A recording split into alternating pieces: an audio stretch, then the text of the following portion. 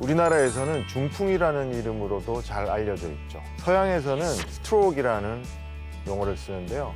우리나라 사망 원인 중 4위에 해당할 정도로 위험한 질환입니다. 패스트 캠페인이라는 게 있습니다. F는 face입니다. A는 arm, S는 speech, time. 뇌졸중이 의심이 되면 이렇게 하면 도움되는 거 아닌가요? 이런 질문들을 많이 받습니다. 그런 대부분의 시도들이 해서는 안 되는 경우가 많습니다.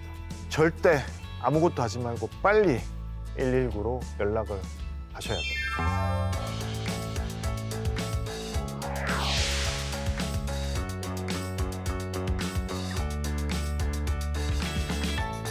안녕하세요. 뇌톡 시청자 여러분. 저는 신경외과 전문의 조성윤입니다.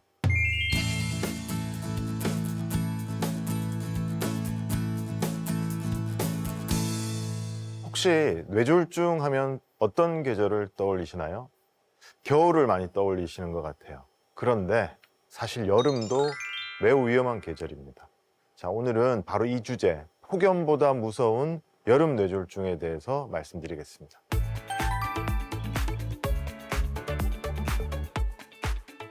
자, 먼저 뇌졸중에 대해서 간단하게 정의해 보려고 하는데요. 뇌졸중은 갑자기 뇌로 가는 혈류에 이상이 생겨서 뇌세포가 손상되는 질환입니다. 우리나라에서는 중풍이라는 이름으로도 잘 알려져 있죠. 서양에서는 스트로크이라는 용어를 쓰는데요. 신이 갑자기 뭔가를 때려서 증상이 생긴 것 같다. 이런 생각을 옛날 사람들은 했다고 합니다. 그만큼 증상이 갑자기 이해가 안 되게 생긴다는 의미였다고 합니다. 이런 뇌졸중은 우리나라 사망 원인 중 4위에 해당할 정도로 흔히 볼 수 있는 위험한 질환입니다. 암이나 심장질환, 폐렴에 이어서 매우 높은 순위를 차지하고 있습니다. 자, 이 뇌졸중을 크게 나누면 두 가지로 나눌 수가 있습니다. 첫 번째는 뇌혈관이 막히는 뇌경색, 그리고 두 번째는 반대로 뇌혈관이 터지는 뇌출혈, 이 두 가지로 나눌 수가 있습니다. 자, 이 이미지를 보시면요. 왼쪽은 뇌혈관이 막혀서 생긴 뇌경색, 자, 오른쪽은 출혈이 생긴 뇌출혈입니다. 어떻게 보면 전혀 다른 병 같습니다. 하나는 뇌혈관이 막힌 거고, 하나는 뇌혈관이 터진 거고, 전혀 다른 병 같이 보이지만 뇌졸중이라는 같은 이름으로 묶어서 설명을 하게 됩니다.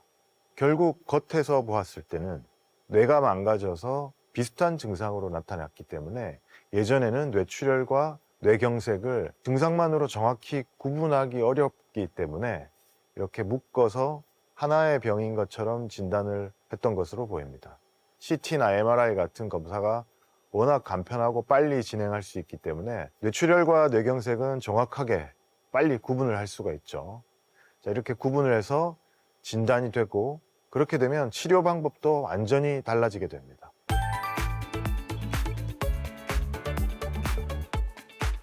이어서 여름철 뇌졸중에 대해서 이야기를 해볼까요? 아까 말씀드렸던 것처럼 여름에도 뇌졸중 위험이 상당히 높아요. 자, 어느 무더웠던 여름에 텃밭을 가꾸던 70대 할머니가 갑자기 어지럽고 말이 어눌해져서 병원에 왔습니다. 진단을 해보니까 뇌경색이었어요. 이런 할머니처럼 여름에는 왜 뇌졸중 발생 위험이 높아지는 걸까요? 첫 번째로는 탈수입니다. 탈수.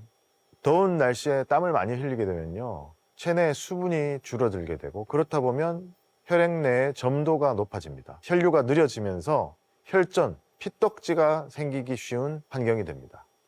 특히 심방세동이나 죽상경화증 같은 위험 요인이 있는 분들은 이런 탈수가 더욱더 큰 위험 요소로 작용할 수가 있습니다. 두 번째로는요, 체온 상승과 혈관 반응의 변화입니다. 여름철에 체온이 오르면요, 말초혈관이 확장되면서 혈압은 떨어질 수 있고 자율신경계가 이것을 조절하려다가 혈압에 급격한 변화가 생기기도 합니다. 그러면 특히나 고령자라든지 만성질환이 있는 분들은 이런 변화에 매우 취약해서 뇌졸중 발생 위험이 올라가게 됩니다. 자, 세 번째는 실내외의 온도 차이입니다. 날씨가 좋은 봄이나 가을과 달리 여름에는 실내 에어컨을 켜는 경우가 많죠. 시원합니다만 갑자기 바깥으로 나가면 엄청 덥죠. 그러면 혈관이 급격히 수축, 확장을 반복하면서 혈압이 불안정해질 수가 있습니다.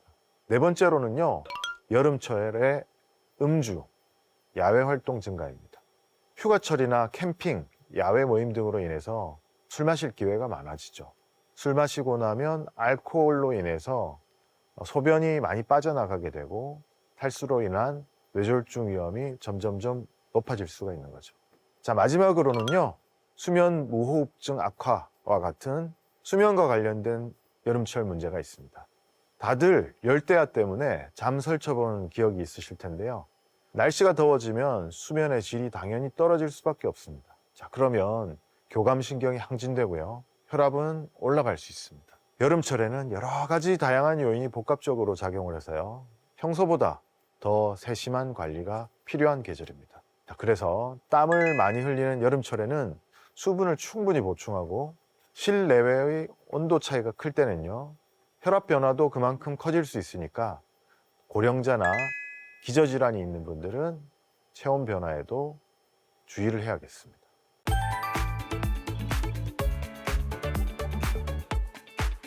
자, 먼저 그러면 뇌혈관이 막히는 원인을 보면요, 죽상경화증 때문입니다.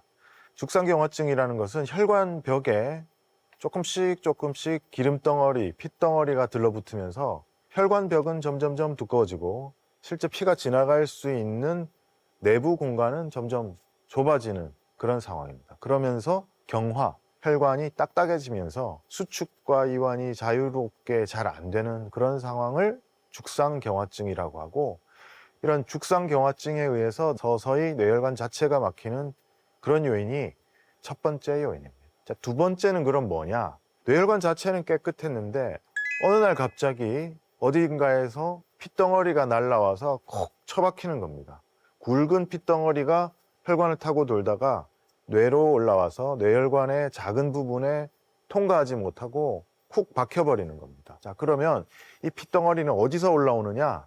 보통 심장에서 올라오게 됩니다. 그 중에서도 심장에서 가장 큰 요인이 부정맥인데요. 부정맥 중에서도 제일 위험한 것이 심방세동입니다. 심장이 이렇게 쿵, 쿵, 쿵 규칙적으로 뛰어야 되는데 파르르 이렇게 떨리게 됩니다. 그러면 핏덩어리가 점점 뭉쳐서 생기는 거죠. 쿵 하고 심장이 피를 뿜어내게 되면 그 핏덩어리가 뇌혈관으로 올라가면서 작은 뇌혈관을 막아버립니다. 이런 경우가 뇌경색이 생기는 두 번째 요인입니다. 자, 그러면 이런 뇌졸중은 어떻게 알 수 있을까요? 여러 가지 다양한 증상으로 나타날 수 있는데요. 누구든 생각하실 수 있을 만한 제일 첫 번째는 갑작스럽게 생기는 편측 마비입니다.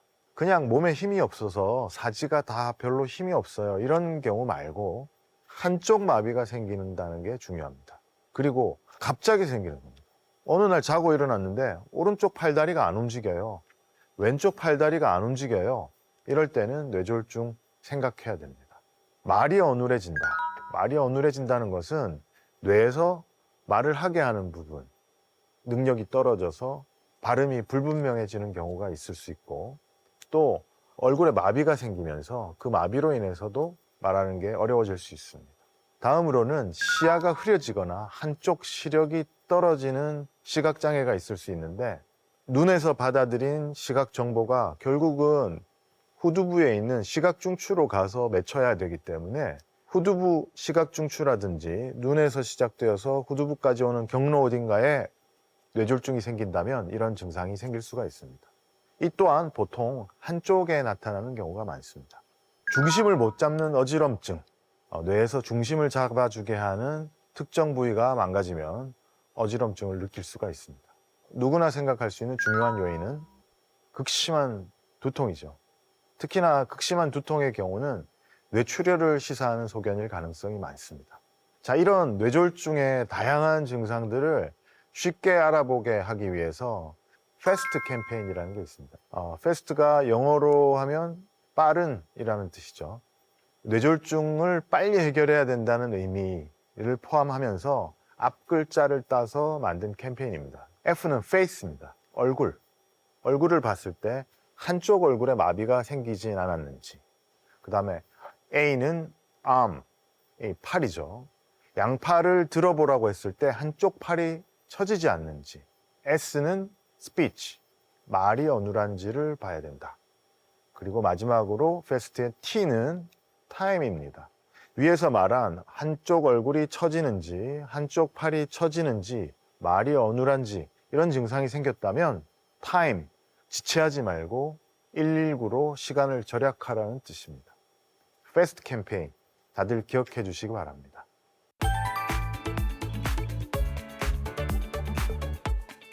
제가 환자를 진료하다 보면 가장 많이 받는 질문 중에 하나가 뇌졸중이 의심이 되면 이렇게 하면 도움되는 거 아닌가요? 이런 질문들을 많이 받습니다.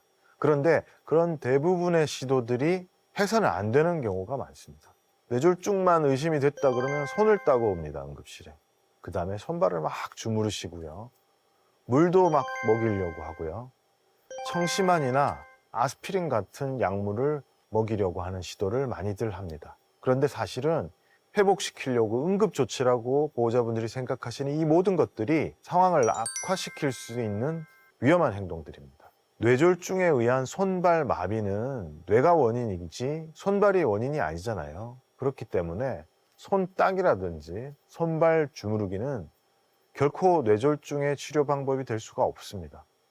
오히려 뇌출혈 환자에게 손발을 막 주무르거나 손을 딸 경우에는 아프니까 혈압이 올라갑니다. 고혈압성 뇌출혈을 더 악화시킬 수가 있기 때문에 손발 따기, 손발 주무르기 하지 않는 게 좋습니다. 사극에서 보면요, 의식 없이 쓰러져서 있는 사람에게 억지로 약을 한 숟갈씩 한 숟갈씩 떠먹이고 입 옆으로 줄줄줄 흐르고 그런 장면을 많이 보곤 하셨죠. 그런데 사실 알고 보면 이 행동이 매우 위험한 행동입니다. 비록 드라마일지라도 저는 이건 위험하다고 좀 알려주고 싶어요.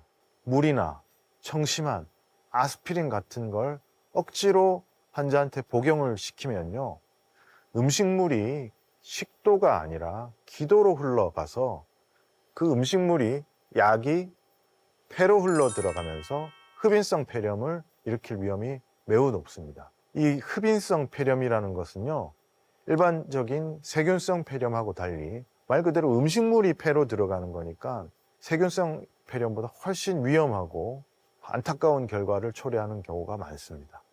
그러니까 절대 쓰러진 사람에게 뭔가 억지로 먹이면 안 됩니다.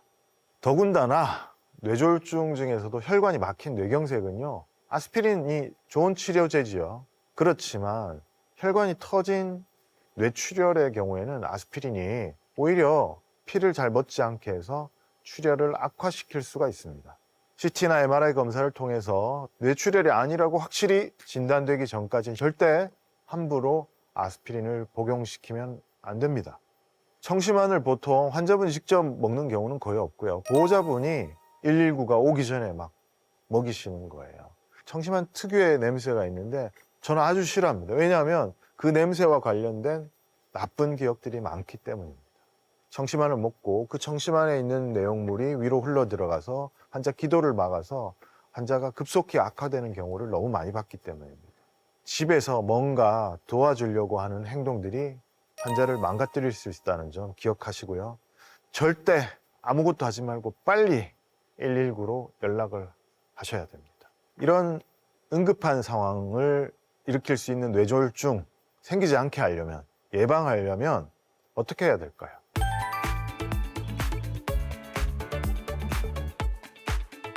어떻게 보면 이 뇌졸중 예방은 뭐 특별한 게 없습니다. 이미 우리가 잘 알고 있는 것들을 그냥 잘 지키면 뇌졸중을 예방할 수 있습니다. 아주 흔한 병이죠. 고혈압, 당뇨, 심방세동, 고지혈증, 이상지질혈증이라고도 불리죠. 이런 것은 혈액 검사를 통해서 콜레스테롤 수치를 확인을 하면 알 수가 있습니다. 술, 담배 나쁜 거 우리 다 알고 있잖아요. 비만, 운동 부종 같은 위험 인자들이 있습니다. 이런 각각의 위험 인자는요, 뇌졸중 발생에 중요한 역할을 합니다. 자, 고혈압부터 살펴보면 혈압이 높으면 혈관 속에 압력이 높다는 겁니다. 그렇기 때문에 뇌혈관에 지속적으로 높은 압력을 가해서 혈관을 망가뜨리게 됩니다. 특히나 뇌출혈이 될 혈관이 터질 위험이 높아지죠. 뇌혈관은 온몸의 다른 혈관에 비해서 약합니다. 혈관은 원래 세 겹으로 구성이 되어 있어요. 혈관벽이. 그런데 뇌혈관의 경우는 중간벽이 거의 없다시피 아주 얇아요. 실제로 우리가 뇌 수술을 한다고 뇌를 열어서 관찰을 하면 혈관 속으로 피가 지나가는 게 보일 정도로 얇습니다. 그러니까 그런 얇은 뇌혈관에 높은 압력을 가하면 혈관이 터지기도 쉽고 그 얇은 뇌혈관이 딱딱해지면서 망가지는 경우가 많습니다. 그러니까 가장 중요한 고혈압 조절 신경 쓰셔야 됩니다. 평소 꾸준한 혈압 관리를 하려면 규칙적으로 운동하고 싱겁게 먹고 가장 중요한 것은 혈압이 높으면 의사 처방에 따라서 혈압약을 복용해야 합니다. 자, 우리나라에 알려진 여러 가지 괴담이 있는데 그 중에 이 혈압과 관련된 괴담이 있어요. 혈압약 한 번 먹으면 평생 먹어야 된다. 순 거짓말입니다. 혈압이라는 건요, 높으면 약을 먹어서 떨어뜨려야 되는 게 맞고요. 혈압을 높일 만한 다른 여러 가지 요인이 잘 조절이 돼서 혈압이 떨어지면 혈압약을 줄여서 끊어야 됩니다. 그런데 왜 이런 괴담이 퍼졌을까를 생각해 보면 혈압이 높은 분들이 운동도 안 하고 싱겁게 먹지도 않고 체중 관리도 안 하면서 약만 먹으니까 약을 끊을 수가 없는 겁니다. 그래 놓고 약 탓을 하는 거예요. 아, 약 한 번 먹어서 평생 못 끊었다. 그렇게 얘기하시면 안 되고 다른 노력을 하셔서 혈압약을 끊는 노력도 병행하셔야 됩니다. 다음 뇌졸중의 위험 요인은 흔한 병이죠. 당뇨병입니다. 이 당뇨병은요, 혈당 조절이 잘 안 되는 병인데 혈당 조절이 잘 안 되면 혈관벽을 손상시키게 됩니다. 그래서 혈관벽을 손상시켜서 혈관을 좁게 만들고 그러면서 뇌경색 위험이 점점점 올라가게 됩니다. 당뇨병이 있는 분들은 혈당을 철저히 관리하고요. 정기적 검진을 받아야 됩니다. 특히나 당뇨도 당뇨지만 당뇨병 전 단계로 진단이 되신 분들은 당뇨로 진행하지 않기 위해서 철저히 관리하고 의사의 진료를 받으시는 게 중요하겠습니다.